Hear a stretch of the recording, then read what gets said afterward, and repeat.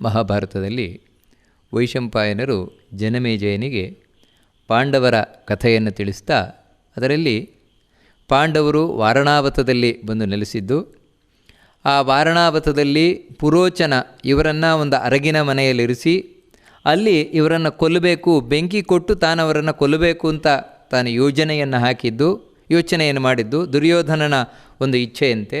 ಅದಕ್ಕೆ ಸರಿಯಾಗಿ ತನ್ನ ಸಹೋದರಿಯನ್ನು ತಾನು ಕರೆಸಿ ಅವಳಿಂದ ವಿಷವನ್ನು ಉಣಿಸುವ ಪ್ರಯತ್ನ ಇದನ್ನೆಲ್ಲ ಮಾಡಿಸಿದ. ಆದರೆ ಇದನ್ನೆಲ್ಲ ತಿಳಿದಂತಹ ಭೀಮಸೇನ ತಾನೇ ರಾತ್ರೋರಾತ್ರಿ ಬೆಂಕಿಯನ್ನು ಕೊಟ್ಟು, ಅಮಾವಾಸ್ಯೆಯ ದಿನ ತಾನೇ ಆ ಅರಗಿನ ಮನೆಗೆ ಬೆಂಕಿ ಕೊಟ್ಟು ಪುರೋಚನನಿಗೆ ಗೊತ್ತಾಗದಾಗೆ ಅಲ್ಲಿ ಮೊದಲೇ ನಿರ್ಮಾಣ ಮಾಡಲ್ಪಟ್ಟಂತಹ ಈ ಸುರಂಗ ಮಾರ್ಗ ಏನಿದೆ, ಸುರಂಗ ಮಾರ್ಗದಲ್ಲಿ ಉಳಿದ 4 ಪಾಂಡವರು ಹಾಗೂ ಕುಂತಿ ಇವರಿಂದ ಸಹಿತವಾಗಿ ತಾನು ಬಂದಿದ್ದಾನೆ. ಇದೇನು ತಿಳಿಸ್ತದೆ ಅಂದರೆ, ಈ ಮಹಾಭಾರತ ಅನ್ನುವಂಥದ್ದು ಬರಿಯ ಒಂದು ಕಥೆಯಲ್ಲ, ಒಂದೊಂದು ಕಥೆಯ ಹಿಂದೆಯೂ ಕೂಡ ಒಂದೊಂದು ನಮಗೆ ನೀತಿ ಅಥವಾ ರಹಸ್ಯ ಅಡಗಿದೆ, ಶಾಸ್ತ್ರದ ಸಂದೇಶ ಅಡಗಿದೆ. ಏನು ಅಂತ ಹೇಳಿದ್ರೆ, ಈ ಪುರೋಚನ ಹಾಗವನ ಸಹೋದರಿಯರು ಇವರೆಲ್ಲರೂ ಕೂಡ ಇವರೆಲ್ಲ ಸೇರಿಕೊಂಡು ಏನು ಅಂದರೆ ಭೀಮಸೇನಾದಿಗಳನ್ನು ಪಾಂಡವರನ್ನು ಕೊಲ್ಲಬೇಕು ಅಂತ ತಾವು ಲೆಕ್ಕಾಚಾರವನ್ನು ಮಾಡಿದರು. ಆದರೆ ಅವರು ಏನು ತಾವು ಸಂಕಲ್ಪ ಮಾಡಿದರು ಅದು ಅವರಿಗೇ ತಿರುಗಿ ಬಿತ್ತು. ಇದೇನು ತಿಳಿಸ್ತದೆ ಅಂದರೆ, ಇದನ್ನು ಭಾಗವತ ಬಹಳ ಸ್ಪಷ್ಟವಾಗಿ ಈ ಮಾತನ್ನು ಹೇಳ್ತದೆ. ಏನು ಅಂದರೆ, ಭಗವದ್ ಭಕ್ತರಿಗೆ ನಾವು ಏನು ಮಾಡಲಿಕ್ಕೆ ಹೋಗ್ತೇವೋ ಅದು ನಮಗೇ ವಿರುದ್ಧವಾಗಿ ತಿರುಗುತ್ತದೆ. ಏನು ಮಾಡಲಿಕ್ಕೆ ಹೋದರೂ ನಮಗೆ ವಿರುದ್ಧವಾಗಿ ತಿರುಗುತ್ತೆ. ಅದಕ್ಕೆ ಸಾಕ್ಷಿಯೇ ಇದು. ಪುರೋಚನಾದಿಗಳು ತಾವು ಬೆಂಕಿ ಕೊಟ್ಟು ಪಾಂಡವರನ್ನು ಸುಡಬೇಕು ಅಂತ ಪ್ರಯತ್ನ ಪಟ್ಟರು, ಅವರೇ ಸುಟ್ಟು ಹೋದರು. ಈ ಕಡೆ ಆದರೂ ಈ ಎಲ್ಲ ಮಾರನೇ ದಿನ ಆಗ್ತಾ ಇದ್ದಾಗೆ ಜನರಿಗೆಲ್ಲ ಗೊತ್ತಾಯಿತು. ಎಲ್ಲ ಕಡೆಯೂ ಕೂಡ ದುಃಖ ಮುಂತಾದವುಗಳು, ಶೋಕ ಮುಂತಾದವುಗಳ ನಡೆಯಿತು. ಇದನ್ನೆಲ್ಲ ನಾವು ಕೇಳಿದ್ವು. ಆ ಕಡೆಯಿಂದ ಕೌರವರ ಕಡೆಯಲ್ಲೂ ಕೂಡ ದುಃಖ ಮುಂತಾದವುಗಳು ಪ್ರಕಟಗೊಂಡವು. ಆಗ ವಿದುರ ಮೆಲ್ಲ ತಾನು ಭೀಷ್ಮಾಚಾರ್ಯರಿಗೆ ಹೇಳಿದ, ಇಲ್ಲ ಪಾಂಡವರು ಬದುಕಿದ್ದಾರೆ ಅಂತ. ಭೀಷ್ಮಾಚಾರ್ಯರ ಮೂಲಕ ದ್ರೋಣ, ಕೃಪ ಇವರಿಗೆ ಮಾತ್ರ ಗೊತ್ತಾಯಿತು, ಉಳಿದವರೆಲ್ಲ ಸತ್ತು ಹೋಗಿದ್ದಾರೆ ಅಂತಲೇ ತಿಳ್ಕೊಂಡ್ರು. ಈ ಕಡೆ ಪಾಂಡವರ ಕಥೆ ಏನಾಯಿತು? ತಾವು ಸುರಂಗ ಮಾರ್ಗದಿಂದ ಹೊರಟಿದ್ದಾರೆ. ಭೀಮಸೇನನಾದರೂ ಉಳಿದ 5 ಮಂದಿಯತ್ತಂತ ಹೊತ್ತುಕೊಂಡು ರಾತ್ರೋರಾತ್ರಿ ಧಡ ಧಡ ಧಡ ಧಡ ಧಡ ಓಡಿ ಬಂದಿದ್ದಾನಂತೆ. ಓಡಿ ಬಂದು ಆ ಸುರಂಗದಿಂದ ಹೊರಗೆ ಬರ್ತಾ ಇದ್ದಾಗೆ ವಿದುರ ಮೊದಲೇ ಅಲ್ಲೊಬ್ಬ ಪುರುಷನನ್ನು ತಾನು ನಿಲ್ಲಿಸಿದ್ದ. ಯಾಕಂದರೆ ರಾತ್ರಿ ವೇಳೆಯಲ್ಲಿ ದಾರಿ ಗೊತ್ತಾಗದೆ ಇವರು ಮತ್ತೆ ಹಸ್ತಿನಪುರದ ಹತ್ರ ಬರೋದು ಬೇಡ, ಆ ಕಡೆ ಬರೋದು ಬೇಡ ಅಂತ. ಆ ಪುರುಷನಾದರೂ ಗಂಗಾ ನದಿಯ ತೀರದವರೆಗೆ ಇವರನ್ನು ಕರ್ಕೊಂಡು ಹೋದ. ಅಲ್ಲಿ ಇನ್ನೊಂದು ನಾವೆಯ ವ್ಯವಸ್ಥೆಯನ್ನು ಮಾಡಿದ್ದ, ದೋಣಿಯ ವ್ಯವಸ್ಥೆಯನ್ನು ವಿದುರ ಮಾಡಿದನು ಮೊದಲೇ. ಎಲ್ರಿಗೂ ಕೂಡ ತಾನು ಒಂದು ಮಾತನ್ನು ಹೇಳಿದ್ದ. ಏನು ಅಂತ ಹೇಳಿದರೆ, ತಾನು ಹಸ್ತಿನಪುರದಿಂದ ಪಾಂಡವರು ಹೊರಡಬೇಕಾದ ಧರ್ಮರಾಜನಿಗೆ ಏನೊಂದು ರಹಸ್ಯವಾದ ಮಾತನ್ನು ಹೇಳಿದ್ದ, ಅಲೋಹಂ ನಿಶಿತಂ ಶಸ್ತ್ರಂ ಅಂತ. ಆ ಮಾತನ್ನು ಇವರೆಲ್ಲ ಮತ್ತೆ ಪುನರುಚ್ಚಾರಣೆಯನ್ನು ಮಾಡ್ತಾರೆ, ಮತ್ತೆ ಮತ್ತೆ ಹೇಳ್ತಾರೆ. ಯಾಕಂದರೆ ನಿಮಗೆ ನಂಬಿಕೆಯನ್ನು ಹುಟ್ಟಿಸಲಿಕ್ಕೆ ನಾವು ವಿದುರನ ಕಡೆಯವರು ಅಂತ. ಅಲ್ಲಿ ಒಬ್ಬ ಬೇಡ ಜಾತಿಯವನನ್ನು ಹಿಡಿಸಿದ್ದ ವಿದುರ. ಆ ಬೇಡರ ಜಾತಿಯವನು ಇವರನ್ನು ಗಂಗಾ ನದಿಯನ್ನು ದಾಟಿಸಿದ್ನಂತೆ. ಮತ್ತೆ ಗಂಗಾ ನದಿಯನ್ನು ದಾಟಿದರೂ ಕೂಡ ಆತಂಕ ತಪ್ಪಿಲ್ಲ ಇವರಿಗೆ. ಆಮೇಲೆ ಆ ಕಡೆ ಧರೆಯನ್ನು ದಾಟಿಸಿ ಬೇಡರವನು ತಾನು ಹೊರಟೋದ. ಪಾಂಡವರಿಗೆಲ್ಲ ಆಗಲೂ ಕೂಡ ಒಳಗಿನಿಂದ ಗಾಬರಿಯಂತೆ. ಏನಿವಾಗ ಇನ್ನೇನು ಮಾಡೋಣ, ಇನ್ನು ಎಲ್ಲಿಗೆ ಹೋಗೋಣ ಅಂತ ಹೇಳಿ ಅವರು ಬಹಳ ಒಳಗಿನಿಂದ ಭಯ ಪಡ್ತಾ ಇದ್ದಾರಂತೆ. ಮತ್ತೊಂದು ಕಡೆಯಿಂದ ಸುಸ್ತಾಗ್ತಾ ಇದೆ. ರಾತ್ರಿಯ ವೇಳೆ, ನಿದ್ರೆ ಬರುವಂತಹ ವೇಳೆ. ನಿದ್ರೆಗಿಂತಲೂ ಇನ್ನೊಂದೇನು ಅಂದರೆ, ಮನುಷ್ಯನಿಗೆ ಯಾವಾಗ ಆತಂಕ ಉಂಟಾಗತ್ತೆ ಆವಾಗ ಸುಸ್ತಾಗುವುದು ಹೆಚ್ಚು. ಟೆನ್ಷನ್ ಆದಾಗ ಸುಸ್ತಾಗುವುದು ಹೆಚ್ಚು. ಆ ರೀತಿ ಒಳಗಿನಿಂದ ಒಂದು ಆತಂಕ ಆಗ್ತಾಯಿದೆ. ಇನ್ನೇನು ಕಾದಿದೆಯೋ ಅಂತ. ಎಷ್ಟು ಮಾತಾಡ್ತಾರೆ ಅಂತ ಹೇಳಿದರೆ, ಇತಃ ಕಷ್ಟತರಂ ಕಿನ್ನೂ ಯದ್ವಯಂ ಗಹನೇವನೇ ದಿಶಶ್ಚನ ವಿಜಾನೀಮೋ ಗಂತುಂ ಚೇವ ನರಷಭ. ಅಯ್ಯೋ, ಇದಕ್ಕಿಂತ ಕಷ್ಟ ಇನ್ನೇನು ಬೇಕು? ಇಂಥ ಭಯಂಕರವಾದ ಕಾಡಿನಲ್ಲಿ ಸಿಕ್ಕಾಕೊಂಡಿದ್ದೇವೆ ನಾವು. ಈ ಕಾಡಿನಲ್ಲೂ ಕೂಡ ಎಲ್ಲಿಗೆ ಹೋಗಬೇಕು ಗೊತ್ತಾಗ್ತಾ ಇಲ್ಲ, ಏನು ಮಾಡಬೇಕು ಗೊತ್ತಾಗ್ತಾ ಇಲ್ಲ. ಆ ಪುರೋಚನನಾದರೂ ಸತ್ನೋ ಇಲ್ವೋ ಒಂದು ಗೊತ್ತಾಗಿಲ್ಲ. ಯಾಕಂದರೆ ಸತ್ತಿಲ್ಲ ಅಂತ ಹೇಳಿದ್ರೆ ಅವನು ನಮ್ಮನ್ನು ಬಿಡೋಲ್ಲ.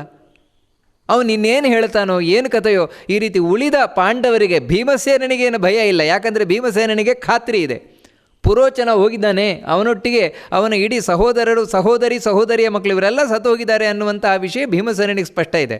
ಆದರೆ ಉಳಿದ 4 ಹಾಗೂ ಕುಂತಿ ಇವರಿಗಿಲ್ಲ. ಅದಕ್ಕೋಸ್ಕರ ಅವರು ಭಯ ಪಡ್ತಾ ಇದ್ದಾರಂತೆ. ಆ ಭಯದಿಂದಾಗಿ, ಮತ್ತೊಂದು ಕಡೆಯಿಂದಾಗಿ ಬಾಯಾರಿಕೆಯಿಂದಾಗಿ, ಮತ್ತೊಂದು ಕಡೆ ನಿದ್ರೆ ಬರ್ತಾ ಇರುವುದರಿಂದಾಗಿ ಮತ್ತೆ ಸುಸ್ತಾಗ್ತಾ ಇದ್ದಾರಂತೆ. ಭೀಮಸೇನ ಅವರನ್ನು ಬಿಟ್ಟರು ಕೂಡ ಹೇಳ್ತಾನಂತೆ, ಭೀಮಸೇನ ನಮ್ಮನ್ನು ನೀನೇ ಹೊತ್ಕೋ ಅಂತ. ಪುನರಸ್ಮಾನ್ ಉಪಾದಾಯ ತಥೇವ ವ್ರಜ ಭಾರತ. ನೀನು ಆ ಸುರಂಗ ಮಾರ್ಗದಲ್ಲಿ ಯಾವ ರೀತಿ ನಮ್ಮನ್ನು ಹೊತ್ಕೊಂಡು ಬಂದ್ಯಾ ಹಾಗೆ ಹೊತ್ಕೊಂಡು ಹೋಗು, ನಮ್ಮ ಕೈಲಿ ಆಗುತ್ತಾ ಇಲ್ಲ ಅಂತ ಹೇಳಿದಾಗ ಭೀಮಸೇನ ಹಾಗೆಯೇ ತಾನು ಮೊದಲು ಹೇಗೆ ಸುರಂಗ ಮಾರ್ಗದಿಂದ ಹೊತ್ತುಕೊಂಡು ಬಂದ, ಅಂದರೆ ಇಬ್ಬರನ್ನು ತನ್ನ ಕಂಕುಳ ಮಧ್ಯದಲ್ಲಿ, ತಾಯಿಯನ್ನು ತನ್ನ ಹೆಗಲ ಮೇಲೆ, ಮತ್ತೆ ಇಬ್ಬರನ್ನ ತೊಡೆಯನ್ನು ಗಟ್ಟಿಯಾಗಿ ಹಿಡ್ಕೊಳ್ಳಿ ಅಂತ ಹೇಳಿ ಯಾವ ರೀತಿ ಆ 5 ಮಂದಿಯನ್ನು ತಾನು ಇಟ್ಕೊಂಡು ದಡ ದಡ ದಡ ದಡ ಓಡಿ ಬಂದಿದ್ದಾನೆ, ಹಾಗೆಯೇ ತಾನಿವಾಗ ಮತ್ತೆ ಇವರನ್ನೆಲ್ಲ ಧರಿಸಿ ತಾನು ಓಡ್ತಾ ಇದ್ದಾನಂತೆ. ಹೇಗೆ ಓಡ್ತಾ ಇದ್ದಾನೆ ಅಂತ ಹೇಳಿದರೆ, ತೇನ ವಿಕ್ರಮತಾ ತೂರ್ಣಂ ಊರು ಬೇಗ ಸಮೀರಿತಃ ಪ್ರಭವಾನಮನಿಲೋ ರಾಜನ್ ಶುಚಿ ಶುಕ್ರಾಗಮೇ ಯಥಾ. ಅವನು ಆ 5 ಮಂದಿಯನ್ನು ಹೊತ್ತುಕೊಂಡು ವೇಗವಾಗಿ ಓಡಿ ಹೋಗ್ತಾ ಇದ್ದರೆ ಯಾವ ರೀತಿ ಗಾಳಿ ಬರ್ತಾ ಇದೆ ಅಂತ ಹೇಳಿದರೆ ನಾವು ನೋಡ್ತೇವೆ. ಯಾವುದೋ ಒಂದು ಬಸ್ ಇರಬಹುದು ಅಥವಾ ಯಾವುದೋ ಒಂದು ಟ್ರೈನ್ ಇರಬಹುದು, ಭಾರೀ ವೇಗವಾಗಿ ಹೋದಾಗ ಒಂದು 100 ಕಿಲೋಮೀಟರ್ ಸ್ಪೀಡನಲ್ಲಿ ಹೋದಾಗ ಅಕ್ಕಪಕ್ಕದಲ್ಲಿ ಜೋರು ಗಾಳಿ ಬೀಸಿದಾಗತ್ತೆ. ಅಕ್ಕಪಕ್ಕ ಇದ್ದ ಧೂಳುಗಳೆಲ್ಲ ತಾನು ಹಾರಿಕೊಂಡು ಹೋಗ್ತವೆ. ಆ ರೀತಿ ಭೀಮಸೇನ ತಾನು ಓಡಿ ಹೋಗ್ತಾ ಇರಬೇಕಾದ್ರೆ ಆಷಾಢ ಮಾಸದಲ್ಲಿ ಯಾವ ರೀತಿ ಗಾಳಿ ಬೀಸ್ತದೆ, ಭಯಂಕರವಾದ ಗಾಳಿ ಬೀಸ್ತದೆ ಸಾಮಾನ್ಯ, ಆ ರೀತಿ ಆಷಾಢ ಶ್ರಾವಣದಲ್ಲಿ ಬೀಸುವ ಗಾಳಿಯಂತೆ ಬೀಸ್ತಾ ಇದೆಯಂತೆ ಗಾಳಿ ಸುತ್ತಮುತ್ತಲೂ ಕೂಡ. ಅವನ ಆ ವೇಗ ಇದು ಬರೀ ಉತ್ಪ್ರೇಕ್ಷೆ ಅಲ್ಲ, ಯಾವ ರೀತಿ ಭೀಮಸೇನ ಹೋಗ್ತಾ ಇದ್ದಾನೆ ಅದನ್ನು ಹೇಳ್ತಾರೆ.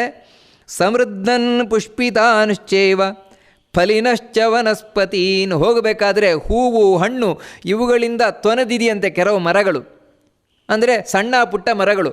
ಆ ಸಣ್ಣ ಪುಟ್ಟ ಮರಗಳಲ್ಲೇನಿದೆ ಅದನ್ನೆಲ್ಲ ಮುರಿದಾಗ್ತಾ ಹೋಗ್ತಾ ಇದ್ದಾನಂತೆ, ಅದನ್ನೆಲ್ಲ ಮುರಿದು ಹಾಕ್ತಾ ಇದ್ದಾನಂತೆ ಭೀಮಸೇನ.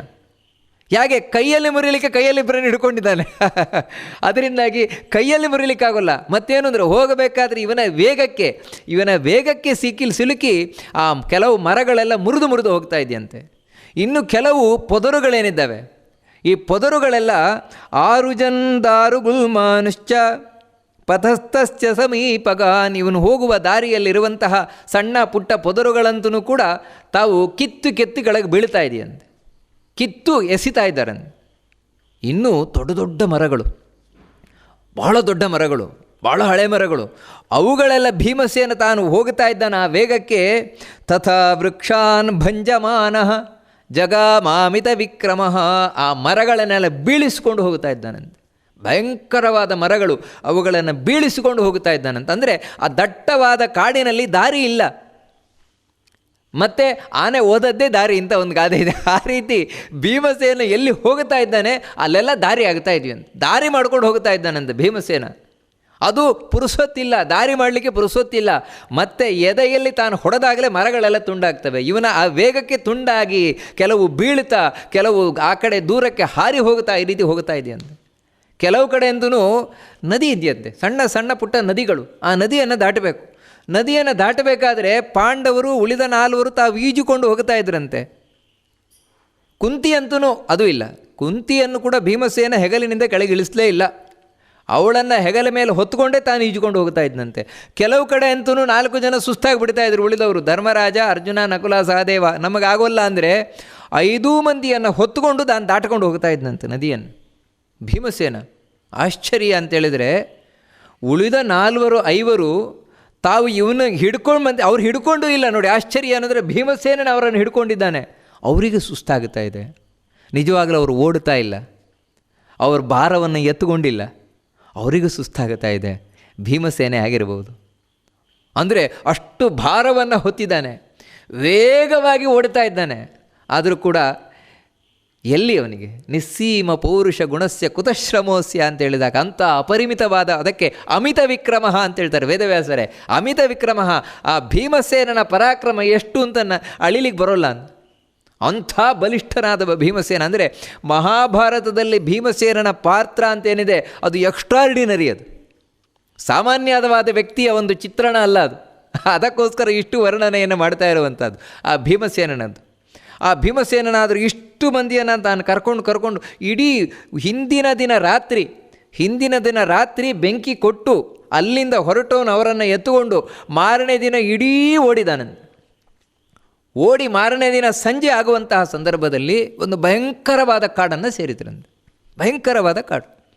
ಎಂಥ ಕಾಡದು ಅಂತ ಹೇಳಿದ್ರೆ ಆ ಕಾಡಿನಲ್ಲಿ ಸೂರ್ಯನ ಕಿರಣವೇ ಒಳಗೆ ಬೀಳಲ್ವಂತೆ. ಅಂದರೆ ಅಷ್ಟು ದಟ್ಟವಾಗಿ ಬೆಳೆದ ಕಾಡು. ಅಲ್ಲಲ್ಲಿ ಮರಗಳೆಲ್ಲ ತುಂಡಾಗಿ ಬಿದ್ದಿದೆಯಂತೆ. ಎಲ್ಲಿ ನೋಡಿದರೂ ಕೂಡ ಎಲೆಗಳೆಲ್ಲ ಬಿದ್ದಿದೆಯಂತೆ. ಅಂದರೆ ಇದೆಲ್ಲ ಏನು ಸೂಚಿಸ್ತದೆ ಅಂತ ಹೇಳಿದ್ರೆ ಆ ಕಾಡಿಗೆ ಯಾರೂ ಜನರು ಪ್ರವೇಶ ಮಾಡೋಲ್ಲ ಅಂತ.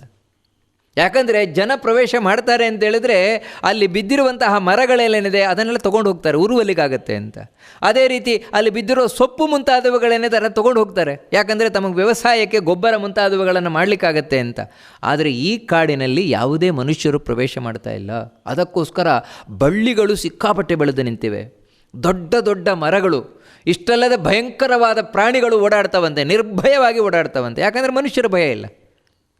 ಇಷ್ಟಲ್ಲದೆ ಈ ವಿಷ ಜಂತುಗಳು, ಹಾವು ಮುಂತಾದವುಗಳು ಯಾವಾಗಲೂ ಓಡಾಡ್ತಾವಂತೆ. ಅಂಥ ಒಂದು ದಟ್ಟವಾದ ಕಾಡೇನಿದೆ, ಕಾಡನ್ನು ಬಂದು ಸೇರಿದಾರಂತೆ. ಕಾಡನ್ನು ಸೇರಿ ಕುಂತಿಗೆ ಅಲ್ಲಿಯ ತನಕವೂ ಹಾಗೆ ಹೋದಳು ಇವಾಗ ಸುಸ್ತಾಗಿ ಬಾಯಾರಿಕೆ ಆಗ್ತಾ ಇದೆಯಂತೆ. ಬಾಯಾರಿಕೆ ಆಗಿ ಅವಳು ಹೇಳ್ತಾಳಂತೆ, ಭೀಮಸೇನ ತುಂಬ ಬಾಯಾರಿಕೆ ಆಗ್ತಾಯಿದೆ ನೋಡಿ. ಇವಾಗ ಒಬ್ಬಳು ಅನಾಥೆಯಂತೆ, ಯಾವ ರೀತಿ ಏನೂ ಇಲ್ಲಿ ಭಿಕ್ಷೆ ಬೇಡ್ತಾಳಲ್ವ ಮನೆ ಮುಂದೆ ಬಂದು, ಆ ರೀತಿ ನಾನು ಕೇಳ್ತಾ ಇದ್ದೇನೆ, ನನಗೆ ನೀರು ಬೇಕು ಅಂತ ಹೇಳ್ತಾಳೆ. ಆ ದೈನ್ಯದ ಮಾತನ್ನು ಕೇಳಿ ನನ್ನ ಅಮ್ಮನಿಗೆ ಈ ರೀತಿ ಆಯ್ತಲ್ವ, ಅನಾಥೆಯಾಗಿ ನನಗೆ ನೀರು ಬೇಕು ಅಂತ ಕೇಳುವಷ್ಟರ ಮಟ್ಟಿಗೆ ಬಂತಲ್ಲ. ಯಾಕಂದರೆ ಅರಮನೆಯಲ್ಲಿ ಕುಂತಿ ತಾನು ಇಚ್ಛೆ ಮಾಡಿದರೆ ಸಾಕು ಎಲ್ಲ ದಾಸದಾಸಿಯರು ಬಂದು ನಿಲ್ತಾಯಿದ್ರು, ಅಮ್ಮ ಏನು ಬೇಕು ಹೇಳಿ ನಾವು ಕೊಡ್ತೇವೆ ಅಂತ. ಅಂಥ ಕುಂತಿಗೆ ಇವತ್ತೆಂಥ ಪರಿಸ್ಥಿತಿ ಅಂತೇಳಿದರೆ ಒಂದು ತೊಟ್ಟು ನೀರಿಗೋಸ್ಕರ ಅಂಗಲಾಚಬೇಕಾಗಿದೆ. ಅಯ್ಯೋ ಮಗನೇ ನೀರು ಬೇಕು ನನಗೆ ಅಂತ ಹೇಳ್ತಾಳೆ. ಅದಕ್ಕೆ ಭೀಮಸೇನನಿಗೆ ಕರುಣೆ ಉಕ್ಕಿ ಬಂತಂತೆ. ಆಯ್ತಮ್ಮ ತಡಿ ಅಂತ ಹೇಳಿ ಸುತ್ತ ನೋಡಿದ್ರೆ ಅಲ್ಲೊಂದು ದೊಡ್ಡ ಆಲದ ಮರ, ಆಲದ ಮರದ ಕೆಳಗೆ ಅಮ್ಮನನ್ನು ಇಳಿಸಿದ್ನಂತೆ. ಉಳಿದ 4 ಕೂಡ ಆಲದ ಮೇಲೆ ಕೆಳಗೆ ಕೂತ್ರಂತೆ. ಭೀಮಸೇನ ಹೇಳ್ತಾನೆ, ನೀವಿಲ್ಲೇ ಕೂತಿರಿ, ಇಲ್ಲಿ ಈ ಸಾರಸ ಪಕ್ಷಿಗಳು ಹೋಗ್ತಾ ಇದ್ದಾವೆ, ಅಂದರೆ ಈ ನೀರಿನಲ್ಲಿ ವಾಸಿಸುವ ಪಕ್ಷಿಗಳು. ಆ ಪಕ್ಷಿಗಳು ಇಲ್ಲೇ ಎಲ್ಲೋ ತಿರುಗುತ್ತಾ ಇವೆ, ಅವುಗಳ ಶಬ್ದ ಕೇಳಿಸ್ತಾ ಇದೆ. ಎಲ್ಲಿ ನೀರಿರ್ತದೋ ಅಲ್ಲೇ ಅವುಗಳಿರುವಂಥದ್ದು. ಅದರಿಂದಾಗಿ ಹತ್ತಿರದಲ್ಲೆಲ್ಲೋ ನೀರಿದೆ ಅಂತ ನನಗೆ ಕಾಣಿಸ್ತಾ ಇದೆ. ಅದಕ್ಕೋಸ್ಕರ ನಾನು ನೀರು ತರ್ತೇನೆ, ಅಲ್ಲಿ ತನಕ ನೀವೆಲ್ಲ ಸ್ವಲ್ಪ ವಿಶ್ರಾಂತಿಯನ್ನು ತಗೊಳ್ಳಿ ಅಂತ ಹೇಳಿ ಭೀಮಸೇನ ತಾನು ನೀರು ತರಲಿಕ್ಕೆ ಒಬ್ಬನೇ ಹೋದ. ಎಂಥ ಜವಾಬ್ದಾರಿ ಭೀಮಸೇನಿಗೆ! ಯಾಕಂದ್ರೆ ನಿಜವಾಗ್ಲೂ ಧರ್ಮರಾಜ ದೊಡ್ಡವನು, ಅವರು ನಿಜವಾಗ್ಲೂ ಜವಾಬ್ದಾರಿ ವಹಿಸ್ಕೊಳ್ಬೇಕಿತ್ತು. ಅಮ್ಮ ನಿನಗೆ ನೀರು ಬೇಕಾ, ನಾನು ತೊಗೊಬರ್ತೇನೆ ಅಂತ. ಆದರೆ ಇವಾಗ ಧರ್ಮರಾಜನಿಗೆ ಜವಾಬ್ದಾರಿ ವಹಿಸ್ಕೊಳ್ತೇನೆ ಅಂತ ಹೇಳುವ ಧೈರ್ಯವೂ ಇಲ್ಲ ಅವನಿಗೆ. ಕಾರಣ ಏನು ಅಂತ ಹೇಳಿದ್ರೆ ಏನಾಗುತ್ತೋ ಗೊತ್ತಿಲ್ಲ, ಭಯ, ತುಗುಡ. ಅಂದರೆ ಇಡೀ ಮಹಾಭಾರತದಲ್ಲಿ ನಾವು ಗಮನಿಸಬೇಕಾದದ್ದು, ಕಡೆಯವರೆಗೆ ಪಾಂಡವರನ್ನು ಕೊಂಡೊಯ್ದವರು ಒಬ್ಬ ಕೃಷ್ಣ, ಎರಡನೇ ಭೀಮಸೇನ. ಇವರಿಬ್ಬರು ಇಲ್ಲದೇ ಇದ್ದರೆ ಆ ಮಹಾಭಾರತದ ಕಥೆಯ ಮುಂದೆ ಹೋಗ್ತಾ ಇರಲಿಲ್ಲ. ಅದನ್ನು ನಾವಿಲ್ಲಿ ಸ್ಪಷ್ಟವಾಗಿ ಕಾಣ್ಬೋದು. ಅದಕ್ಕೆ ಭೀಮಸೇನ ತಾನು ನೀರು ತರ್ತೇನೆ ಅಂತ ಹೋದನಂತೆ. ಯಾವಾಗ ಆ ಕಡೆ ಭೀಮಸೇನ ಹೋದ ನೋಡಿ, ಇವರಿಗೆ ಎಷ್ಟು ಸುಸ್ತಾಗಿದೆ ಅಂತ ಹೇಳಿದ್ರೆ ಉಳಿದವರಿಗೆ. ಇವರೇನು ಅಂತ ಹೇಳಿದರೆ ಇವರೇನು ಹೊತ್ಕೊಂಡು ಬಂದವರಲ್ಲ, ಓಡ್ಕೊಂಡು ಬಂದವರಲ್ಲ, ಮತ್ತು ಕೂತ್ಕೊಂಡು ಬಂದವರು. ಅವರಿಗೆ ಇದು ಯಾಕಂದರೆ ಬಸ್ಸಲ್ಲಿ ಬಂದು ನಮಗೆ ಸುಸ್ತಾಗತ್ತಲ್ವ, ಯಾಕಂದರೆ ನಾವೇನು ಬಸ್ ಬಿಟ್ಟವರು ಅಲ್ಲ, ಡ್ರೈವಿಂಗ್ ಮಾಡಿದವರು ಅಲ್ಲ, ಅಥವಾ ನಾವೇನು ಓಡ್ಕೊಂಡು ಹೋದವರು ಅಲ್ಲ, ಮತ್ತು ಬಸ್ಸಲ್ಲಿ ಕೂತು ನಿದ್ರೆ ಮಾಡಿದವರು, ಆರಾಮಾಗಿ ಸೀಟಲ್ಲಿ ಕೂತು ನಿದ್ರೆ ಮಾಡಿದವರು. ಆದರೆ ಮನೆಗೆ ಬಂದ ಕೂಡಲೇ ಹೇಳ್ತೇವೆ, ಅಬ್ಬ ಸುಸ್ತಾಗೋಯ್ತು ಬಸ್ಸಲ್ಲಿ ಬಂದ. ಆ ರೀತಿ ಪಾಂಡವರು ಕಥೆ ಆಗಿದೆ. ಆದರೆ ಒಬ್ಬ ಭೀಮಸೇನ ಎಂಥ ಪರಾಕ್ರಮಿ, ತಾನು ಅವಾಗ ನೀರನ್ನು ನೋಡ್ಕೊಂಡು ಹೋದ. ಅಲ್ಲೊಂದು ಒಳ್ಳೆ ಸರೋವರ ಕಾಣ್ತಂತೆ, ಪದ್ಮಗಳಿಂದ ಸೂರಿರುವ ಸರೋವರ ಕಾಣ್ತಂತೆ. ಆ ಸರೋವರ ಕಂಡು ಕೂಡಲೇ ನಿಜವಾಗಲೂ ಭೀಮಸೇನನಿಗೂ ಬಾಯಾರಿಕೆ ಆಗಿತ್ತಂತೆ. ಆದರೆ ನೋಡಿ, ಎಲ್ಲಿಯೂ ಹೇಳಲಿಲ್ಲ ನನಗೆ ಬಾಯಾರಿಕೆ ಆಗಿದೆ ಅಂತ ಹೇಳಿಲ್ಲ. ಯಾಕೆಂದರೆ ಹೇಳ್ಬೋದಿತ್ತು ಅವನು ಕೂಡ, ಕುಂತಿ ನನಗೆ ಬಾಯಾರಿಕೆ ಆಗಿದೆ ಅಂದರೆ ನಿನಗೆ ನನಗೂ ಆಗಿದೆ ಸ್ವಲ್ಪ ತಡಿ ಅಂತ ಹೇಳ್ಬೋದಿತ್ತು. ಆದರೆ ಹೇಳಲಿಲ್ಲ ಭೀಮಸೇನ. ಯಾವತ್ತೂ ತನಗೇನಾಗಿದೆ ಹೇಳಲ್ಲ, ಉಳಿದವರಿಗೆ ಏನು ಕಷ್ಟ ಬಂದರೂ ಕೂಡ ಅದಕ್ಕೆ ಸಹಾಯ ಮಾಡುವುದನ್ನು ಬಿಡುವುದಿಲ್ಲ ಭೀಮಸೇನ. ಯಾಕಂದರೆ ಅದು ವಾಯುದೇವರ ಲಕ್ಷಣವೇ ಹಾಗೆ. ವಾಯುದೇವ ಅಂದರೆ ಯಾವ ರೀತಿ, ನೀವು ರಾಮಾಯಣದಲ್ಲೂ ನೋಡ್ಬೋದು ಹನುಮಂತನನ್ನು. ಹನುಮಂತ ಯಾವತ್ತೂ ನನಗೂ ಸುಸ್ತಾಯಿತು ಅಂತ ಹೇಳಿದ್ದಿಲ್ಲ. ಆದರೆ ಅವನೊಟ್ಟಿಗೆ ಬಂದ ವಾನರೇನಿದ್ದಾರೆ, ನಮಗೆ ಸುಸ್ತಾಗುತ್ತಾ ಇದೆ ಅಂತ ಹೇಳಿದರೆ ಅವರಿಗೆ ಆಹಾರದ ಬೇಕಾದ ವ್ಯವಸ್ಥೆಯನ್ನು ಮಾಡ್ತಾನೆ. ಈ ರೀತಿ ಹನುಮಂತನೇ ಭೀಮಸೇನ ಅಂತ ಇಲ್ಲಿ ನಾವು ಸ್ಪಷ್ಟವಾಗಿ ನೋಡ್ಬೋದು. ಹೋದ, ನೀರು ಕುಡ್ದ, ಸ್ನಾನ ಮಾಡಿದ, ಶುದ್ಧವಾಗಿ ಸ್ನಾನ ಮಾಡಿ ಅಲ್ಲಿ ಕಮಲದ ಎಲೆಗಳೆಲ್ಲ ಇತ್ತಂತೆ. ಆ ಕಮಲದ ಎಲೆಗಳನ್ನೆಲ್ಲ ತಾನು ಜೋಡಿಸಿ ಅದರಲ್ಲಿ ನೀರು ತುಂಬಿಸಿಕೊಂಡು, ಆ ಕಮಲದ ಎಲೆಯಲ್ಲಿ ನೀರು ಜಾರಿ ಹೋಗಬಾರ್ದಲ್ವ, ಅದಕ್ಕೋಸ್ಕರ ತಾನು ಬಟ್ಟೆಯನ್ನು ತನ್ನ ಮೇಲಿನ ಉತ್ತರಿಯ ಏನಿದೆ ಈ ವಸ್ತ್ರವನ್ನು ಅದಕ್ಕೆ ಸುತ್ತಕೊಂಡು ತಾನು ಬರ್ತಾ ಇದ್ದಾನಂತೆ. ಬಂದು ನೋಡ್ತಾನೆ, ಇವರಿಗೆಲ್ಲ ಎಷ್ಟು ಸುಸ್ತು ಅಂದರೆ ಎಲ್ಲ ಮಲ್ಕೊಂಡ್ಬಿಟ್ಟಿದ್ದಾರಂತೆ. ಇವನು ಹೋಗಿ ನೀರು ಕುಡಿದು ಸ್ನಾನ ಮಾಡ್ಕೊಂಡು ಬರುವಷ್ಟೊತ್ತೇಳಿ ಇವನು ಮಲ್ಕೊಂಡ್ಬಿಟ್ಟಿದ್ದಾರೆ. 5 ಜನರು ಕೂಡ ಮಲ್ಕೊಂಡಿದ್ದಾರೆ ಆ ಆಲದ ಮರದ ಕೆಳಗೇನೆ. ನೆಲದಲ್ಲೇ ಮಲ್ಕೊಂಡ್ಬಿಟ್ಟಿದ್ದಾರಂತೆ. ಇವನ ಕೈಯಲ್ಲಿ ನೀರು ಹಾಗೆ ಇದೆಯಂತೆ, ಭೀಮಸೇನನ ಕೈಯಲ್ಲಿ. ಹಾಂ, ನೋಡ್ತಾನೆ ಒಬ್ಬೊಬ್ಬರನ್ನು, ಕುಂತಿ ಆಗಲಿ, ಧರ್ಮರಾಜ ಆಗಲಿ, ಅರ್ಜುನ, ನಕುಲ, ಸಹದೇವ, ಯಾವ ರೀತಿ ಮಕ್ಕಳು ಮಲ್ಕೊಂಡ್ಬಿಡ್ತಾವಲ್ವ, ಪುಟ್ಟ ಮಕ್ಕಳು, 1 ವರ್ಷದ 2 ವರ್ಷದ ಮಕ್ಕಳು ನೀವು ಮದುವೆಗೆ ಕರ್ಕೊಂಡು ಹೋಗಿ, ಯಾವುದೇ ಫಂಕ್ಷನ್ನಿಗೆ ಕರ್ಕೊಂಡು ಹೋಗಿ, ಅವುಗಳಿಗೆ ನಿದ್ರೆ ಬಂತು ಅಂದರೆ ಆ ಫಂಕ್ಷನೆಲ್ಲ ಮಲ್ಕೊಂಡ್ಬಿಡ್ತವೆ. ವಾಸ್ತವಿಕವಾಗಿ ಇಲ್ಲಿ ಸಾವಿರಾರು ಜನ ಇದ್ದಾರೆ, ಏನೂ ಇಲ್ಲ ಅವುಗಳು, ಎಷ್ಟು ನಿಶ್ಚಿಂತೆಯಿಂದ ಮಲ್ಕೊಂಡ್ಬಿಡ್ತವೆ ಯಾವುದೊಂದು ಮೂಲೆಯಲ್ಲಿ. ನೋಡಿ, ಆ ರೀತಿ ಈ 5 ಮಂದಿ ನಿಶ್ಚಿಂತೆಯಿಂದ ಮಲ್ಕೊಂಡ್ಬಿಟ್ಟಿದ್ದಾರಂತೆ. ಏನು ಅವರಿಗೆ ಭಯ, ನಿಜವಾಗ್ಲೂ ಕೂಡ ಅಂಥ ಸಂದರ್ಭದಲ್ಲಿ ಯಾರಿಗೆ ನಿದ್ರೆ ಬರುತ್ತೆ? ಅಂಥ ಭಯಂಕರವಾದ ಕಾಡಲ್ಲಿ ಎಲ್ಲಿ ಹುಲಿ ಬರುತ್ತೋ, ಎಲ್ಲಿ ಇದು ಹಾವು ಬರುತ್ತೋ, ಏನಿಲ್ಲ, ಆರಾಮ ನಿಶ್ಚಿಂತೆಯಿಂದ ಮಲ್ಕೊಂಡ್ಬಿಟ್ಟಿದ್ದಾರಂತೆ ಇವರು. ಯಾಕಂದರೆ ಇವರು ಮನಸ್ಸಿನಲ್ಲಿರುವುದು ಒಂದೇ ಒಂದು ಧೈರ್ಯ, ಆದರೆ ಭೀಮಸೇನ ಇದ್ದಾನೆ, ಏನಾದರೂ ನಮ್ಮ ಕೈ ಬಿಡೋಲ್ಲ ಅಂತ. ಅದೇ ಹೇಳುವಂಥದ್ದು, ನಂಬಿದೆ ನಿನ್ನ ಪಾದ ಗುರುಮುಖ್ಯ ಪ್ರಾಣ, ನಂಬಿದೆ ನಿನ್ನ ಪಾದ. ಅದಕ್ಕೆ ಹೇಳುವಂಥದ್ದು ದಾಸರು, ನಿನ್ನ ಪಾದ. ಯಾಕಂದರೆ ಮುಖ್ಯ ಪ್ರಾಣ ಇದೆ ಭೀಮಸೇನ, ನಂಬಿದರೆ ಕೈ ಬಿಡೋಲ್ಲ ಅಂತ ಸ್ಪಷ್ಟ ಗೊತ್ತಾಗ್ತದೆ. ನಂತರ ಭೀಮಸೇನ ನೋಡಿದ ಇವರೆಲ್ಲರನ್ನು, ಅವನಿಗೆ ಅಮ್ಮ ನೋಡಿದ್ನಂತೆ. ಅಮ್ಮ ನೋಡಿದ ಕೂಡಲೇ ದುಃಖ ಉಮ್ಮಳಿಸಿ ಬಂತಂತೆ ಭೀಮಸೇನನಿಗೆ. ಅಂದರೆ ಇದೇನೆಂದರೆ, ನಮಗೆ ಇವೆಲ್ಲ ತಿಳ್ಕೊಳ್ಬೇಕಾದದ್ದು. ಮಹಾಭಾರತದಲ್ಲಿ ಭೀಮಸೇನನ ಪಾತ್ರ ಅಂತ ಹೇಳಿದ್ರೆ ಅಲ್ಲೊಂದು ಕಾರುಣ್ಯವೇ ಇಲ್ಲ ಅಂತ ತಿಳ್ಕೊಳ್ತೇವೆ. ಭೀಮಸೇನ ಅಂದರೆ ಕಾರುಣ್ಯ ಇಲ್ಲ, ಬರೀ ಕಟುಕ, ಒಂಥರ ಹೊಟ್ಟೆಬಾಕ, ಮುಂಗೋಪಿ, ಇವುಗಳೆಲ್ಲ ನಾವು ಭೀಮಸೇನನ ಪಾತ್ರ ಚಿತ್ರಣವನ್ನು ಮಹಾಭಾರತದಲ್ಲಿ ನಾವು ತಿಳ್ಕೊಳ್ಳುವಂಥದ್ದು. ನಿಜವಾಗಲೂ ಆ ರೀತಿಯಲ್ಲ ಭೀಮಸೇನ.